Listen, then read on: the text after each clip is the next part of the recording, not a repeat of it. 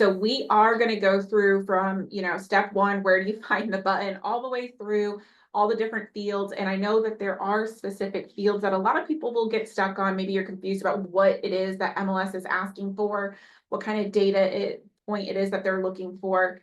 If you have questions at any point, if you see a field and you say, hey, like, how do I find that information, or what do they mean? Go ahead and plug that into the Q&A box, and we'll stop and we'll spend more time on that. Otherwise, I'm going to go through, each of the different tabs and show you guys really how to put that listing into the MLS. Let's share our screen. All right, so obviously MLS is the first tool here on your dashboard with all of your other tools lined up here below. A lot of us just go in, we log into the dashboard, we click right into MLS, and we don't see the rest of these. Today we are spending all of our time in the MLS, but if this is your first time on an MLS Monday, do sign up for any of the other ones, because we go through every single one of these tools that you see here on the dashboard and show you guys how to plug those in to make your business more efficient. So this user here that we're mimicking today, we can see is using the old dashboard. And while this does not affect input, I do want to bring attention to the fact that there is an option here to upgrade your dashboard to give it the newer look. We are looking at a full platform upgrade, probably around, would you say, summertime? Yep. And everybody will have to kind of get used to that new platform. So you might as well do it now while you're in control of that. So you can do that here by clicking on your name up in the top and switching from classic mode to the new dashboard. And it is all of the same features that you had before. It just fits the screen a lot better, gives you a few more settings so that you can move things around. It just looks a lot better. So if you're still looking at the old dashboard, you're going to want to upgrade to that new dashboard. Then you get this lovely little time feed here so that you can keep an eye on your clients and their movements within the One Home portal. To put a listing in, where you want to start is the input button here. Clicking this will allow you to start the process. Now, if you already have a listing, you will see a drop-down bar here so that you can select a listing, you can go through, you can edit it, and change anything that you need to. But if you have never put in a listing before, it'll look a lot like this user's platform does. And you're going to start with Add New. So in here, we've got our different buckets. You've got the residential listing input. So that's going to be your single family homes, your condos, manufactured homes, townhomes, your basic residential sales. The residential income listings are property that are meant to generate income. So that is going to be your quadplexes, your duplexes, triplexes, and buildings of that nature. The residential rental listings are going to be exactly that, your rental listings, anything that you're listing for rent. When you go through that process, it's going to ask you, is this a long-term or a short-term rental? And that's going to be a very important question. Once you answer that, you can't go back. That's not something that you can edit. We will talk about how you can copy a listing. So maybe, somebody lists something and they say, yeah, we want to do a vacation rental short term. You go ahead and you list it, and then they change their mind and they're like, hey, just put somebody in there annually. You'll have to, terminate the current listing, put in a new one, but there is a way to copy it, and I'll show you guys how to do that. Lot and land listing is for anything that is a vacant land. Commercial listing is for all of your commercial needs. And then you also have boat dock listing input, and then the residential comp sold input. This is a very special category that we have in our MLS that is for anything that is already sold. So let's say you are representing a buyer and they go and they buy a property that is not on the MLS. Maybe it is their friend was selling a house, so you just helped facilitate it. Maybe it was a builder, the builder didn't have it in the MLS, but you want to be able to put it in there so that people can use it as a comp. You also want to be able to, show the credit for it in the MLS. That's what you would use this feature for. So you would go in there, enter in all the data, plug yourself in as a buyer's agent, and it would just automatically go in there as closed. What you don't want to do is try to list something on the MLS and then close it out right away. That's the wrong route to do it. You want to go through this last one here. What we're going to go through today is the residential listing input. The other categories work much as the same. They just have a few different categories, right? So your residential rental is going to talk about maybe, is first, last, and security required. They're going to have a few different questions, but they all generally work the same and they go in that same pattern that we're going to walk through today. So once you click on it, it's going to ask you some information, and what it's doing is searching the tax roll here. So you don't want to fill it all out because you're just running a search. This is not the input. This is not what it's going to put on the listing. It's going to just simply search the public record for the data and help you fill in that information. Now, where you can pull in a previous listing, if it was yours, is this button right here. And this is actually one of the phone calls we get daily. If you click fill from cross property, you can put in an old MLS number, or you can search for it here. You can pull in all of the information from one of your old listings. So if you had a listing that expired, terminated, rented, or you're moving it from short-term to long-term, you can put the old listing in here and it'll pull in everything for you so you don't have to re-put everything in. What it does not copy over are the photos and the property description, and that's just for licensing law. But what you can do is go back to that old listing, copy paste it. It's one of the easier things to kind of bring over, but you don't have to redo all of those check boxes or anything like that. It does have to be your listing. The system will not let you copy somebody else's listing. And then you can also click this button and start with a blank listing, and that will take you right into input without putting in any information in here. So we're going to go ahead and we are going to pull in a property and show you exactly what it is that they pull in from the tax roll. So we can run this search here.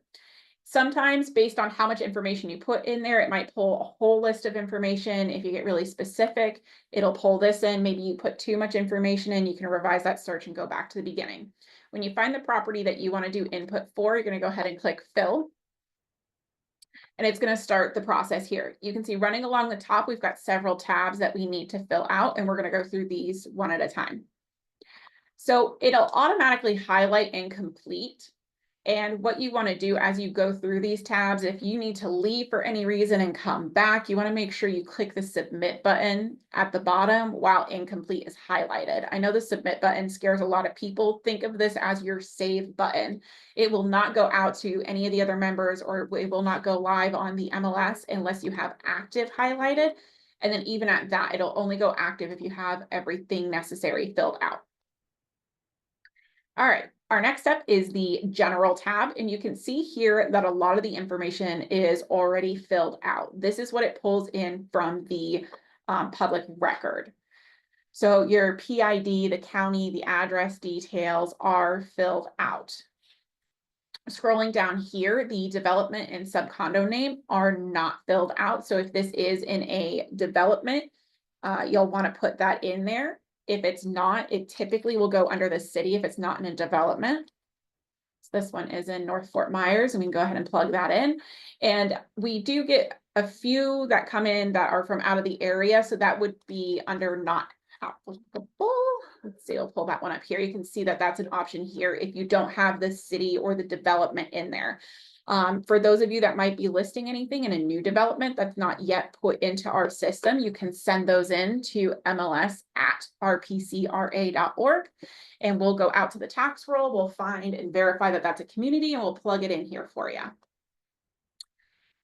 Going down, we've got building design. Again, these are the different types of structures that go in under residential. So if you were in the income section, this is where you would see duplex, triplex, and any of those other buildings. So this is a single family home. Builder product, yes or no? So is this a product that is being sold by the builder? Nobody's lived in it yet. We're going to say no. You can put the builder name in this section, whether it is a builder product or not. So let's say you're doing a DR Horton home and you want to put in there that it was, a previous like DR Horton home or whatever product it may be. You can put that in here, even if it's not a builder product, so that people can search by a specific builder product. And it looks like we've got a question. Unlisted PID at the top. Good question. Let me answer that for you. So there are some properties that have unlisted PIDs. You see that a lot in new construction where they're still submitting their plans in with the county. They haven't pulled a PID yet. So the unlisted PID part, most of the time you're going to say no. But if you need it unlisted or you don't have a PID, the only way to leave that blank is to click yes. The other question we got is, how do you find the PID? And the PID pulled in from the tax roll, but you can also go out to your property appraiser site. So for Lee County, it is LIPA.org, and we'll pull this property up as well, because I'm sure we're going to get a lot of questions on how do you find certain data. Out here, you want to go to the property data search, and a lot of what you see on here is similar on other counties as well. So we'll go ahead and search this property.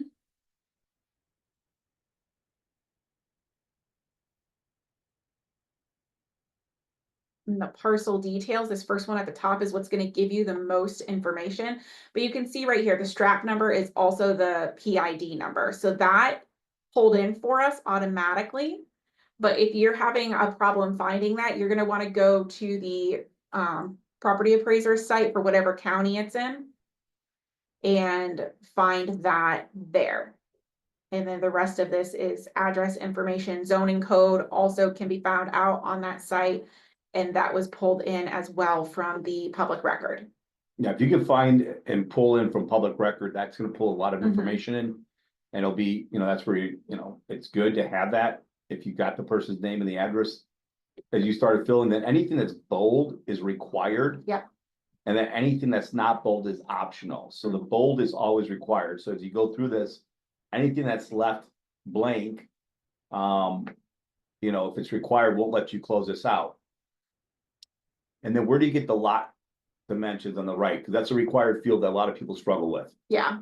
So the quick trick in here and if you're looking, they're these right here, the sizes for the back, front, left, and right.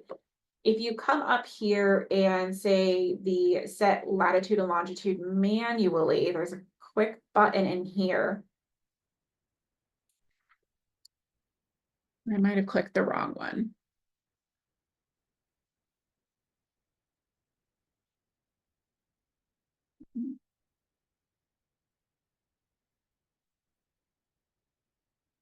They moved the button on me.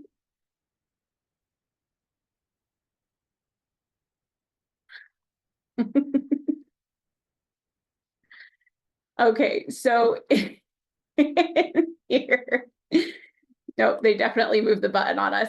So the other place, so sometimes there's a button that you can find in here that'll say give lot dimensions, and there is this blank space right here. It might just be an issue with this property in particular. Right. But you can click that and it'll give you lot dimensions. The other place to find it, if you're struggling with that, which we're going to hop out to another tool really quick. Jason's putting me on the spot. So if you come out into Remine, I believe Realist has it as well, which is where Matrix usually pulls it from. So we're going to go out into Remine. They've got maps out here as well that'll give you those dimensions. If you don't get it from the owner, or if they don't have that information. You can see here that I've searched this one before. So inside of Remine, I just searched the address. Here's our property. And down here, we have the parcel map. And there's your dimensions right here. So you can either click on it in this map and find it. If they're having an issue pulling it from the public record, then they'll go ahead and use one of our other tools, which is Remine. Yeah, so that one's perfectly rectangular. Some of them are not. Yeah. Don't make it up, because again, you want to go the right thing. So, but yeah, definitely look there. You talked about Realist. Realist is a great tool. They have the same type of tool. You pull the address up with the property dimensions. So, yep. Another question. You've never been able to find zoning codes in LIPA. Okay. So zoning codes in LIPA, a lot of your information is like right here on this front page. You've got the range and sections, which you're going to get to in a second. You've got the old photos, but this button right here, which a lot of people miss, honestly, my first couple of years in the career, I didn't know that this was a button. When you come down to property details, you can click this, and this opens up like the little chart that the property appraisers use for filling out info. And there is a lot more information in here than you'll see on that front facing page. The zoning codes are in here. You've got the neighborhood codes, property description. There is a lot more information in here that you can scroll through and find. And if not, don't be afraid to call into the property appraiser. They are your best friend, and ask them Yeah, for well, more zoning's right there. information. It's in the middle. It's Mhm. TFC right there. Yep. Right there's your zoning to your Yeah. right. Yep. So this does have it 99.5% of the time. If you pop in that little button, you will find it. It's in the middle of the page. Yeah. Um, Yeah, it's not as easily found on like the front page here. Sometimes it's here, but I don't always see it right away. I always go, I end up using this sheet more than anything. and that's what I use as well. Yeah. So that's got it. It's TFC2 is the zone Yeah. zoning on it. So that's right there in the center. That's where it's always gonna be on And these look at reports. that, our dimensions. And your dimensions there too, front and back in depth, Mhm. yeah. So, this report's invaluable on LIPA. The county typically gets all the documents for every closing. They're the ones that updates all this information, so. Yeah. Yep. So the other one that we get a lot of questions on are finding the section, range, block, township, legal unit, and lot unit. You can see most of these have pulled in from LIPA. We always get the question, why don't they all pull in from LIPA? Well, other counties, especially ones that we share this MLS platform with, like Collier, don't have, I believe it's legal unit they don't have, is the different ones. Right. So these are the common ones that they have a feed for that pull in. You need to fill out the legal unit and the block. So first I will tell you that all shows up right here. You've got your range, section, block in here. It's also in this portion as well. But a little cheat code here is your PID is made up of the numbers that go here. So you have 014424E, 014424. The E is new. The letters are new in the LIPA system. But then you can follow along and see that it should be 2313. Yeah, 2, yeah, Yeah, so 2. 3, yeah, 4 zeros and then 313. Yeah. Yeah. So that'll follow along. But if you don't want to have to, apply this to that, you can pull it up right here inside of LIPA. And you can see that they've added the letter in here for certain properties. And the question that we've been getting a lot with that is why? Why are they adding letters? Well, the expanding population, they've had to get creative with their PID numbers. So question is, when the homeowner has protected information, therefore their property is not listed in LIPA. It's a great question. If their property is not listed in LIPA and there's no way for you to find this information, then you're going to have to get it right from the homeowner. We do have inside of Matrix, there are input sheets that you can download. It has all of these questions on it. And they are also inside of Form Simplicity now. So if you go to Form Simplicity, all of the input sheets are there. So there's one for residential, there's one for rentals, there's one for lot and land, and it's a PDF with every single one of these fields in it. And you'll just have to sit down with the homeowner and go through that information with them. I also have a cheat to that. You do, of course you do. So this is gonna be worth your admission today, I promise. Joanna's gonna learn something. So what I would do is I would pull up the old MLS number. So if it's not new construction and it's a resale, I would pull up the old MLS. That's gonna give you the PID. It's gonna give you the PID number, right? On that old MLS number, take that PID number, throw that into LIPA, and now you'll find the previous owner's information, not the current owner. So sometimes if they're mass sheriff's office, police department, judges, those types of people, some attorneys, public defenders, I would use an old MLS number.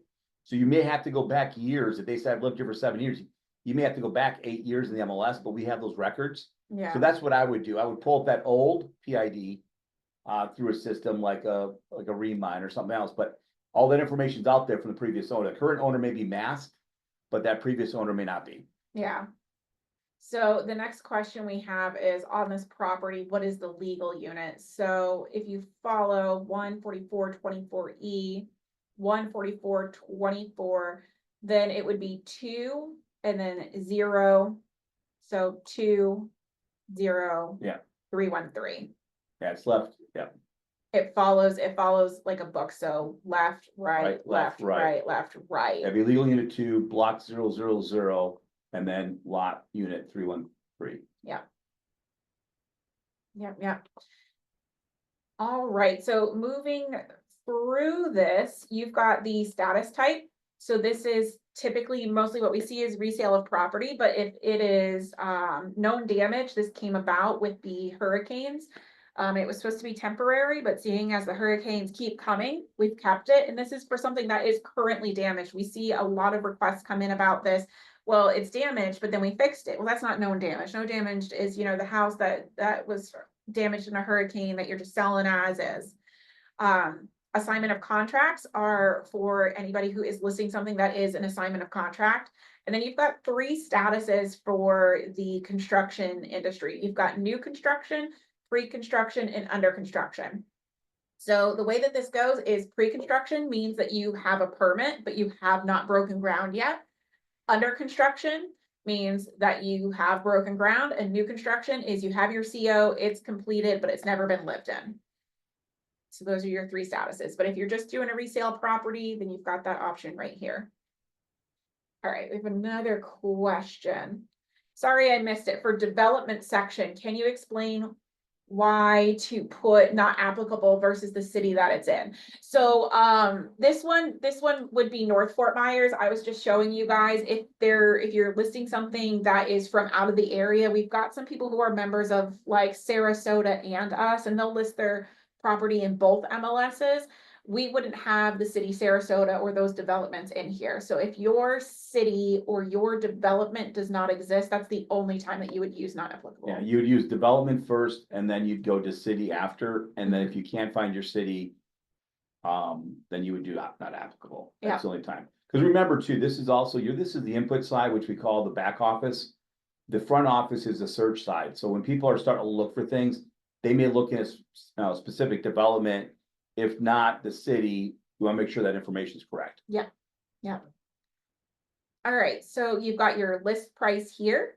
Double, triple check that. You don't want to put in something and miss a 0 and then go back out there and it shows a price increase of 20%. I know, I found one that was really cheap once and we put an offer in on it. It was 48,000. It's like, no, it's supposed to be 480. Yeah, it's supposed to, yeah, I mean, like, this is condo on the beach for like $65,000. We put a full price offer and closed in 5 days cash. And the agent was so excited, she got an offer and then she realized it was the wrong price in MLS. Thought we were lowballing her. Yep. All right, so your bedrooms do not pull in automatically because it is a drop down. You can see here, you've got the options with the dens in here. They classify it different in LIPA, so you'll want to fill this one out. The bathrooms do pull in, but you've got full bathrooms, half bathrooms. The den flex, so if you have a den in here, then you'll want to put yes. If you don't have a den, you're going to put no. The living area does pull in from LIPA, but if we see it a lot, people say, well, I've got something that shows otherwise, whether it's maybe the builder brochure or something like that, they've got a separate appraisal. You can edit that information here. Just make sure that you've got Documentation for it. Number of ceiling fans is not required, but that is an option in here. So is it coming furnished? Is it negotiable, partially furnished, turnkey, or unfurnished? And the biggest question we get with this is what's the difference between furnished and turnkey? So furnished would be just the furnishings. Turnkey means everything in the drawers, the cabinets, you turn that key, everything you see stays. Just bring your toothbrush. Yep. I don't know if they've got a toothbrush in the drawer, you might not I have need somebody else's toothbrush. All right, is there cable available on the property? Yes or no? Is there an elevator? No. You've got the garages, rear exposure. We see, this was a discussion we've had today, is the most inaccurate piece that we see in there. Do look your property up on the map. Rear exposure is very important in Southwest Florida for those pool lovers. Yeah, make sure I used to use my compass all the time as well, make sure that's correct. That too. And then you've got the information in here for pets. Are pets allowed? Are they limited? What are the limits? The lot size, we've already gone through. And I know guys, it's super confusing, but the virtual tour links are hidden in here with the property information. So make sure those are unbranded. If you've got that virtual tour link, pop it in here. If you have 2, we've got 2 boxes for you. The owner name will automatically pull in here. The description of the for the ownership is here as well. And then if you want to, you can plug in the closest elementary, middle, and high school. The last section here is going to be the source of information. So for the measurements and the living area, the total area, the lot dimensions, the lot size, where did you get that information? Most of this is going to be the property appraiser office because it pulled in from there. But if you got it somewhere else, like we talked about, the square footage, if you got that from a previous appraisal, or maybe you got it from the builder's brochure, you want to be able to mark that accordingly so that people know where the source of truth is on how you received that data. All right, moving on to our next tab. And I promise you, between general and features, those are probably our heaviest tabs that we really get the most questions on. So rooms and sizes, you can go through here, you can put in all of the room dimensions. These are all of the options for the different rooms that you can fill out. It is not a requirement. It is purely just an option. But if you want to get the most bang for your buck, you want to fill these out as best that you can. Right. I can tell you, you got to look at this from the consumer consumer. standpoint, not yours. On your phones, for those who use iPhones, there are a measuring tool. You aim your phone in the middle of in the room in the corner and you cross over it. It's extremely accurate. We've done it in the office here on getting furniture and desks. It's very, very accurate. The value of that is, you know, for myself, when I was shopping for a home, I've got very, very large owner suite furniture. I got a huge dresser. I got two huge dressers, two huge, to me, that's important. I know I need 24 by 30 for an owner suite in order to fit my furniture in it. So people do look at this. It's valuable information. And when we have people calling and I look at listings, they say, well, my listing's on the market for 8 months. I've only had 2 showings. Well, you only did the minimum that was you required. did the minimum of you. required. You're not doing your seller any help. So as many of these as you want to do them. And I can tell you in other MLSs throughout the country, including those in Florida, there's required 3 rooms. Those rooms are the owner suite, the living room, and the kitchen dimensions. Yeah. If you don't do anything else, do those 3. Yeah. So, and the other question that we get a lot, I see we've got a question too, which might be the question I'm about to bring up, is where do we find those dimensions? You've got to measure that yourself. It's not out there in the public record. Are you going to discuss number of building floors and units? Not always easy to find number of units, building complex, and I often see different numbers on different listings in the same complex. That's a good question. So if we go back to the general tab, the total buildings, unit buildings, this is like, especially where you've got condos, how many units are in that building. That is information that you need to go right to the association with to get. So, I mean, unless it's like a small building that's easily countable, you want to look at the docs, the governance docs, and go right to the complex for that information. Yeah, I mean, as somebody, when I was in my previous career as I'm a recovering broker, I used to go before I put anything even in the MLS, that was the first thing I requested from the HOA, build strong relationships with them. I had 2 ladies, 2 different management companies, did a majority of at the time, Fort Myers, Florida area, but get those docs. They'll stay in there, the building type, how many floors, you know, they'll have it in there. If you can't get it from them, get it from the owners, right? Yeah. And then we'll talk about supplements, but I include a lot of this stuff in supplements because again, the more you can provide somebody, like the better off you are. Yeah.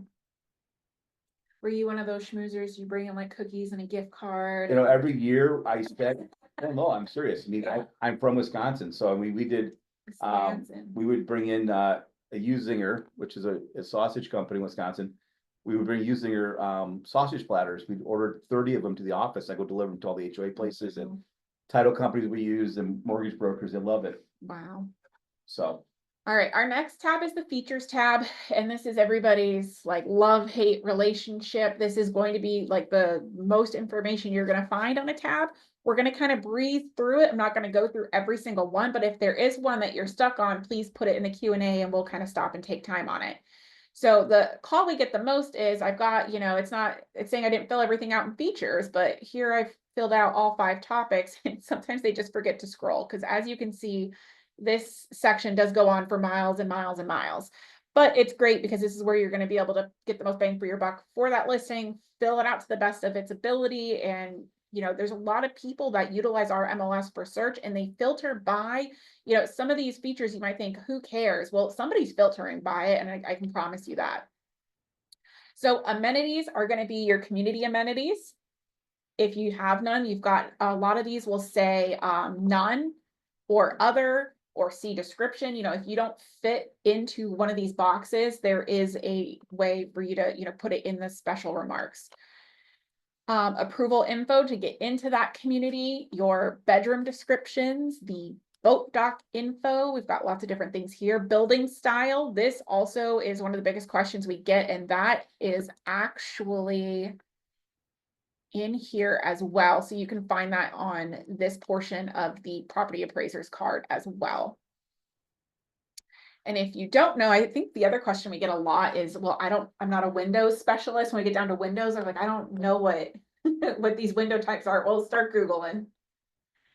Community type, is it a boating community, a golf community? There's a lot of different options here. Most of the time, like if it's not any type of community, for like this one in specific, it's just a random house in a neighborhood, we click non-gated is the one that is the catch-all there. If you do click off golf course, it's going to require you to fill out the information on the golf type and the membership type for the golf community.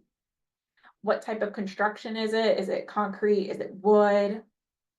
The cooling system inside of the property for the AC, your dining description, equipment and appliances. The important piece with this is to only mark off what is going with the property.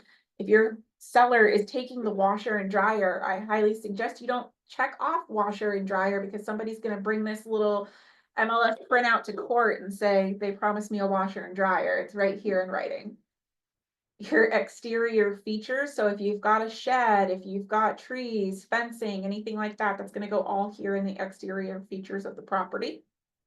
The exterior finish of the property, stucco. The new one that we're looking at putting on is like a luxury vinyl siding with whatever hardy board is. Yeah, it's the luxury. Is it cement siding? Cement siding, yeah. Cement siding. Cement siding's been a big request that we've been getting. That's working its way through the process now. Floor plan type for the property, the flooring type of the property. Does it have gas? Yes or no? A lot of our northern people that are used to their gas stoves, they still, want it here in Florida for those chefs that you might have. If you check off that you've got a guest house with the additional rooms, you're going to want to fill out the guest house description. Obviously, it's not bolded, so it's not required, but if you do have guest house, you can fill out the square footage and the different features that it might have.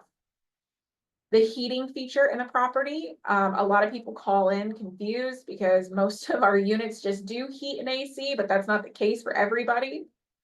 Right.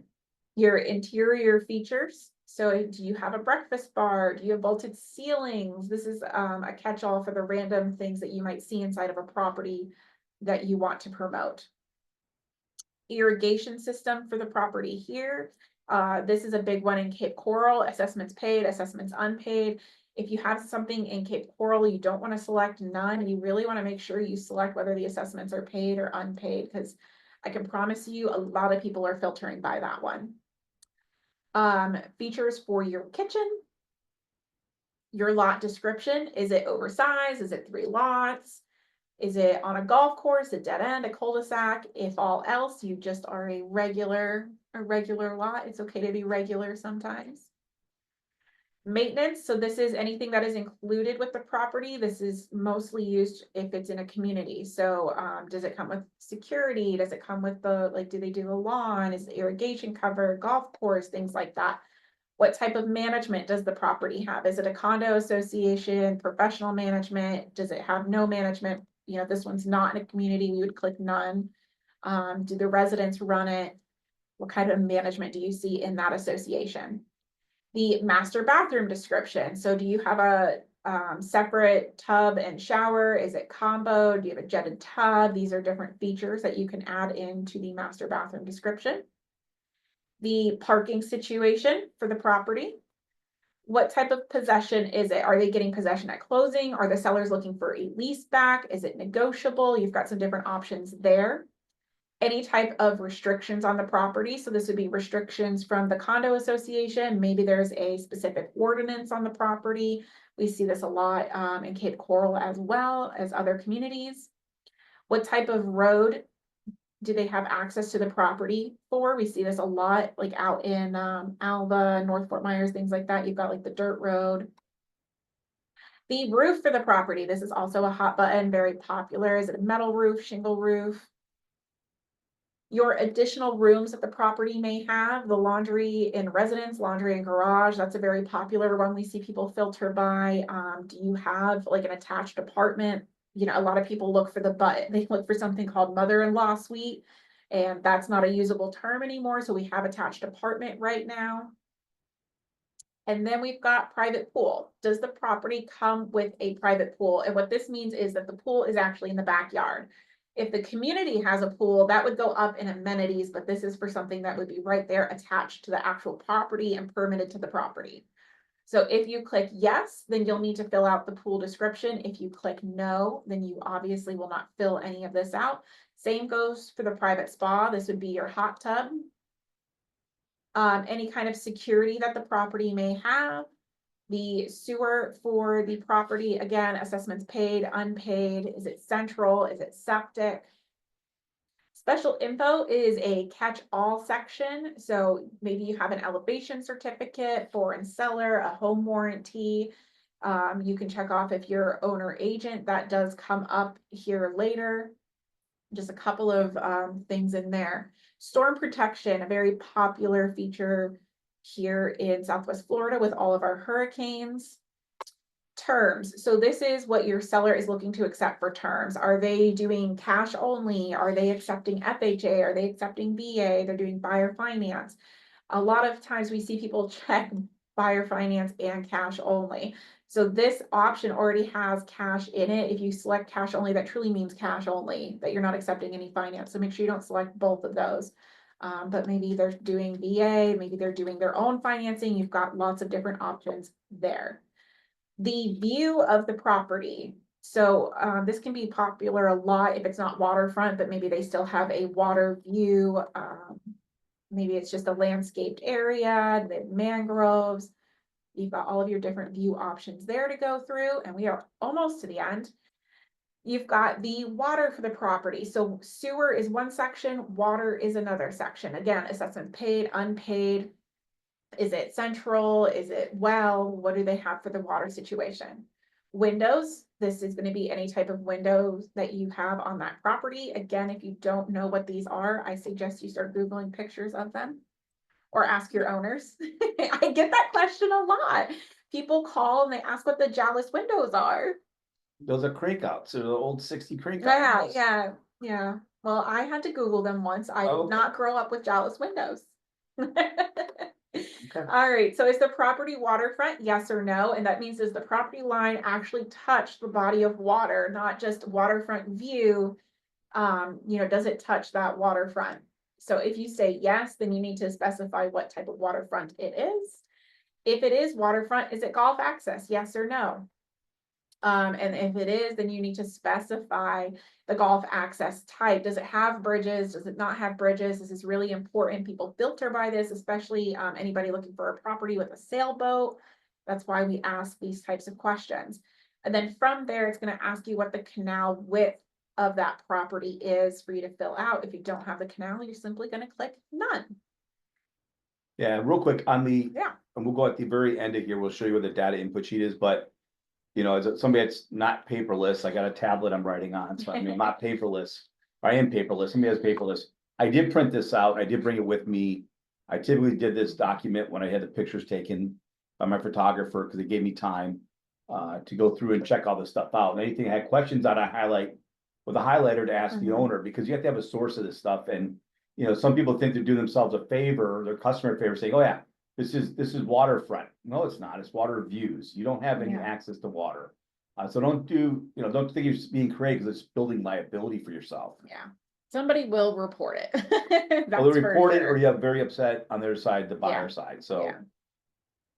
All right, moving along to our next tab is the financial tab.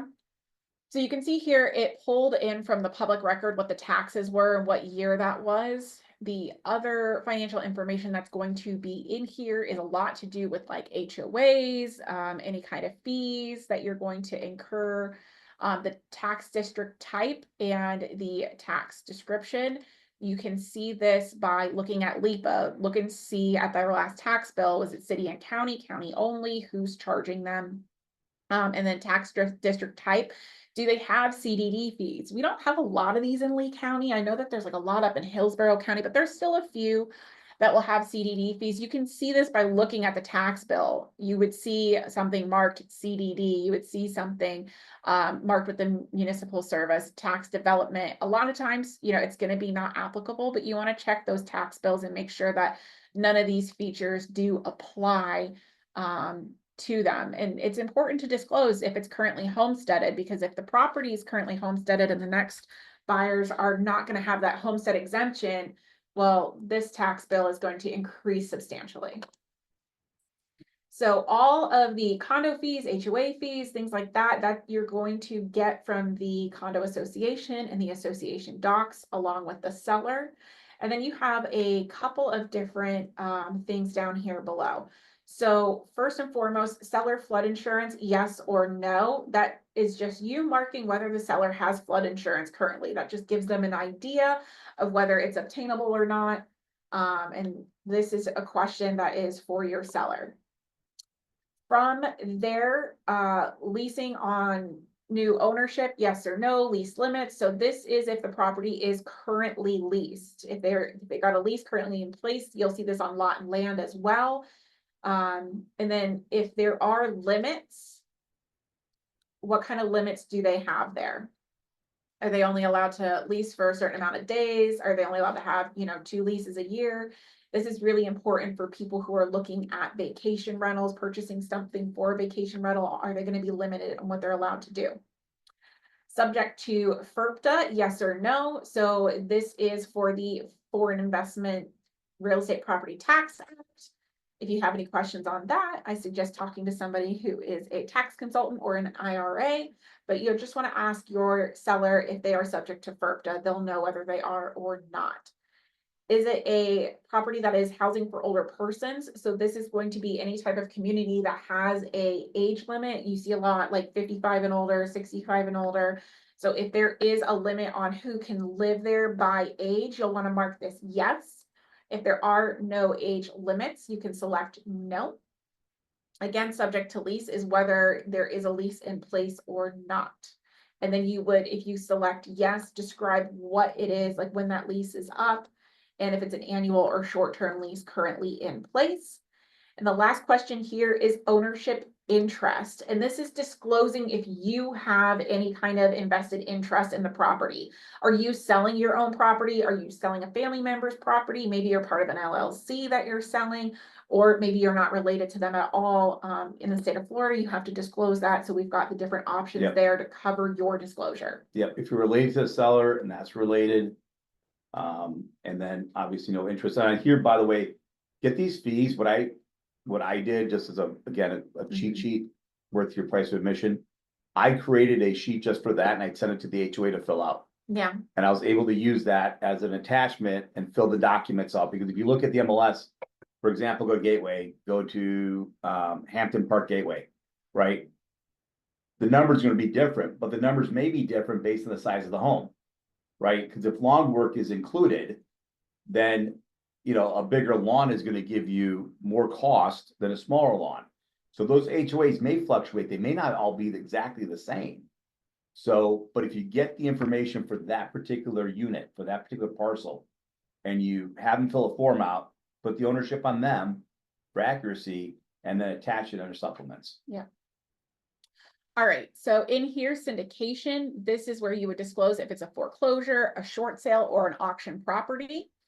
Then you would also choose on here if you wanted the listing on the internet. That just means whether you want it going out in the feed or not. The address on the internet, if you want there to be like certain sites allow there to be commenting, or their estimated values on here. And then you can also choose which sites you want it to feed out to or not feed out to.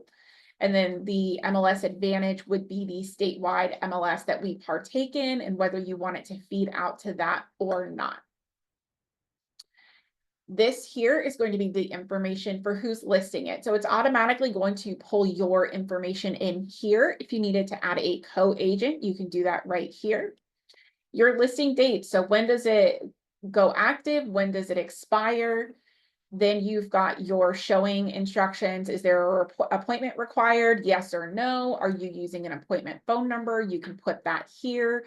And then you also have all of your different showing instructions running down along the side here. Maybe there's a pet on the property, maybe it's vacant. This type of information does not feed out to the public. This is only viewable by other members, other realtors. So it is protected information.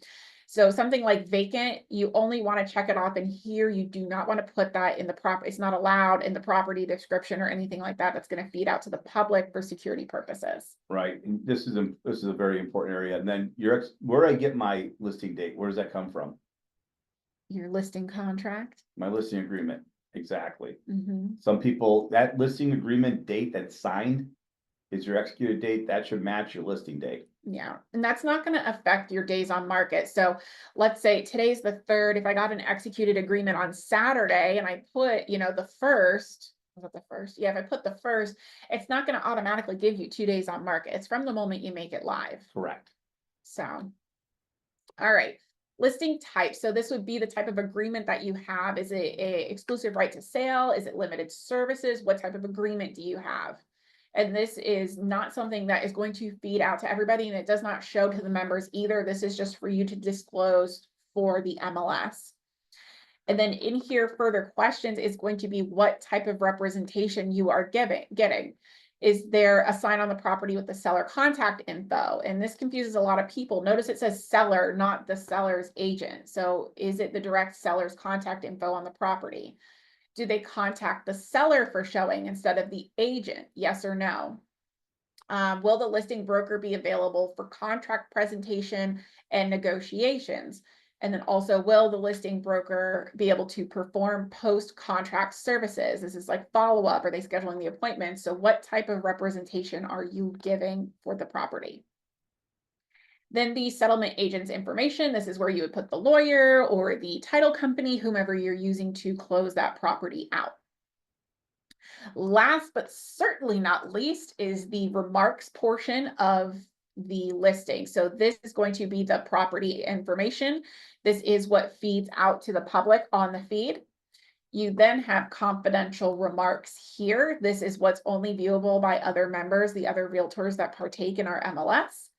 And then your driving directions here for the property that you can utilize. A simple Google will help you plug in those driving directions. ChatGPT will help you. Yeah. Yeah, and under the confidential remarks, I mean, this is where you're communicating with buyer's agents as a listing agent. So if there's things that you need or want them to do, you want to put it in there. I mean, if you're doing high-end luxury and you've got booties to put on, or you want to take the shoes off, or if there's a pet iguana in the kitchen, whatever it may be, this is where you put that information. And for those buyer's agents, read it. I always went to the confidential remarks first. Yeah. You'll find stuff in there that will help guide you in showings, will help guide you in be able to successfully, close a property.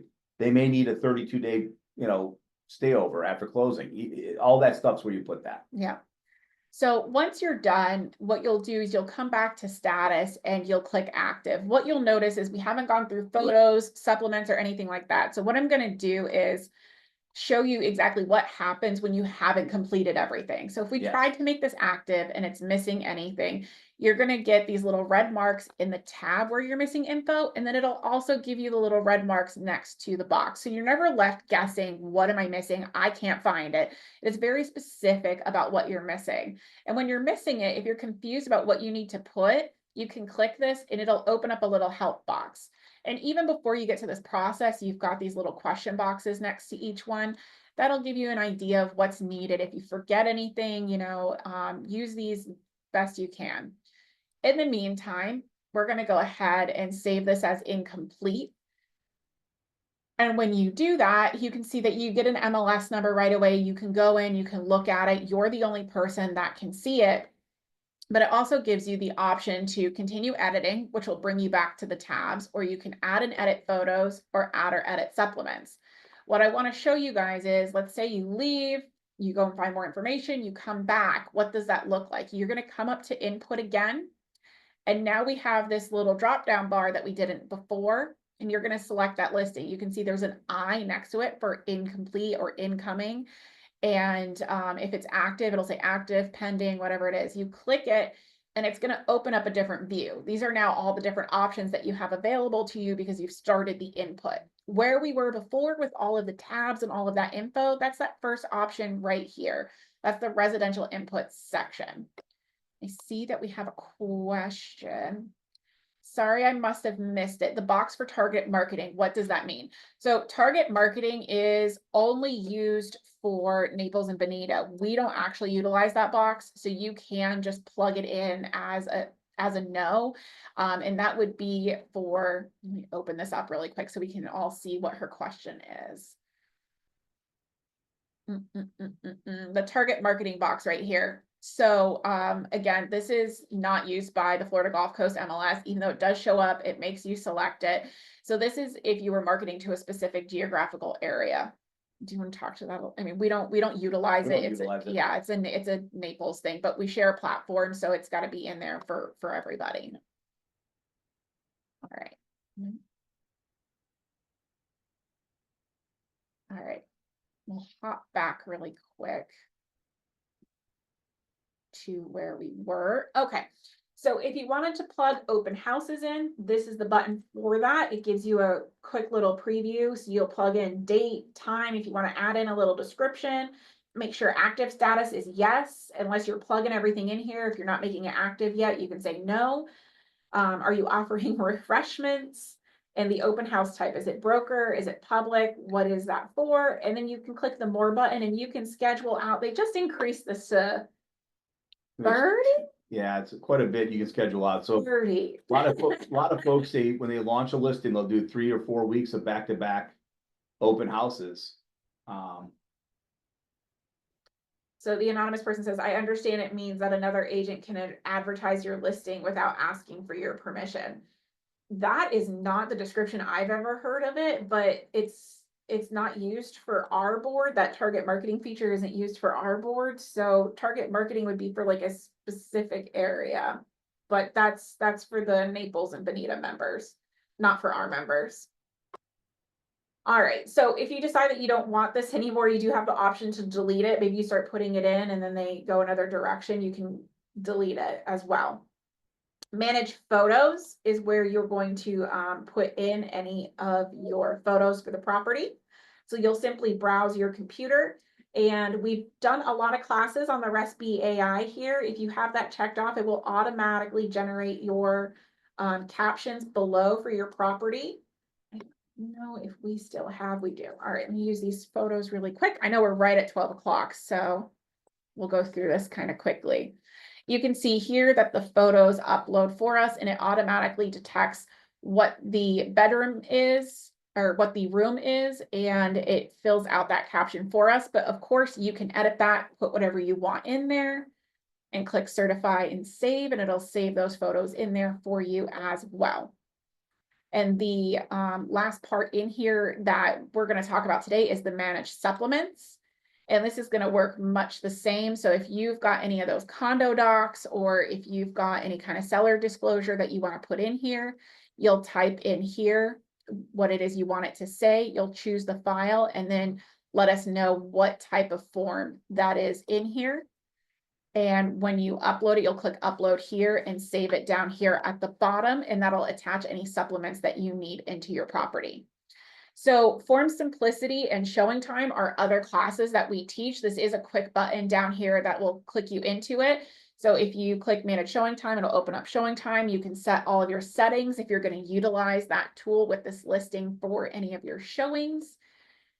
And let's see, I think we've got one last question. Be sure to submit and save often, or the information you use gets erased. Yes. So again, don't be afraid to use that button down at the bottom. If you do walk away from your computer and come back, It also will log you out on the back end. It's got a 20-minute timer on it. So you want to make sure you're not like just walking away from it and you lose any of your input. Cause I know that's a lot of work for you guys as well. All right. Any other Can you show where the questions? Yeah. form is? So all of the forms, if you go to links and you scroll way down here I passed it. All right, right here, you've got all of the input sheets. So these are all the PDFs with every single question that we went through that you can provide to your sellers and have them fill out if you need to. These are also inside of Form Simplicity. So if you use Form Simplicity, you can send it off to them and they can fill it out virtually as well. You can have them sign off on it if you want to place a signature on there. And like Jason said earlier on today, we are launching Dotloop here soon, and Dotloop will also have all of these forms in it for you to use as well. Yeah, I use this religiously and it's the only paper I carried. Yeah. But I would fill out it myself, and if I had questions, I'd highlight and bring, have a conversation with the seller, but Yeah. it's one of those things that, is invaluable. Yeah, yeah. All right, guys, I think we don't have any more questions. No, we are all set. If you do run across anything when you're putting in a listing, you need help, you get stuck, we are always a phone call away, or you can email in to mls@rpcra.org, and we're here to help you guys with any of those listing input needs. All right, we'll see you guys at TechCon.